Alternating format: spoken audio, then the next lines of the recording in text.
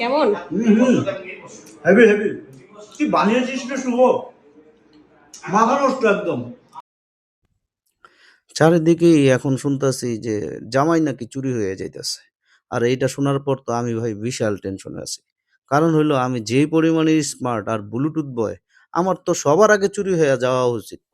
আমি এতক্ষণ পর্যন্ত চুরি না হইয়া নিজের ঘরে বইসা বইসা সময় কাটাইতাছি, এইটাই তো আমার বিশাল টেনশনের ব্যাপার। আর এই টেনশনের ভিতরে আমার বউ দিয়ে দিছে আরেক টেনশন। কি টেনশন?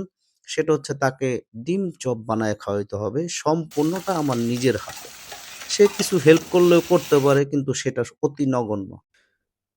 যাই হোক, পেঁয়াজ-টেয়াজ কেটে একটা কালো কুচকুচে কড়াইয়ের ভিতরে দিয়ে দিলাম সব পেঁয়াজগুলো ভাজতে। সাথে দিয়ে দিলাম কাঁচামরিচ। এরপরে ধনিয়া পাতা দিয়ে সিদ্ধ করা আলুগুলোকে এখন ইচ্ছা রকম পেটাইয়ের মাধ্যমে ভর্তা করব। ভর্তা হয়ে গেলেই দিয়ে দেব তার ভিতরে ডিম। আর ডিমগুলোকে দিয়ে সুন্দর করে লেপে-টেপে একদম বানায় ফেলতে হবে ইরানের মিসাইলের মতন। যখনই একটা মিসাইলের আকৃতি হয়ে যাবে, তখন বুঝবেন যে না, এইটা দিয়ে এবার কাজ হবে। মুখের ভিতর ফাটায় দিলেই বুঝতে পারবেন এর টেস্ট।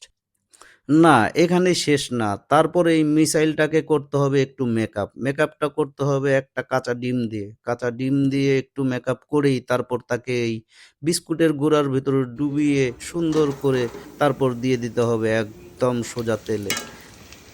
ভালো করে ভাজার পরে যখন দেখবেন ডিম চপগুলো একটু লাল লাল হয়ে গেছে, তখনই বুঝবেন যে আপনার ডিম চপ রেডি।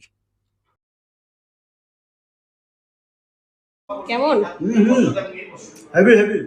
কি বানিয়েছিস রে শুভ, মাথা নষ্ট একদম। তো তুমি বলো।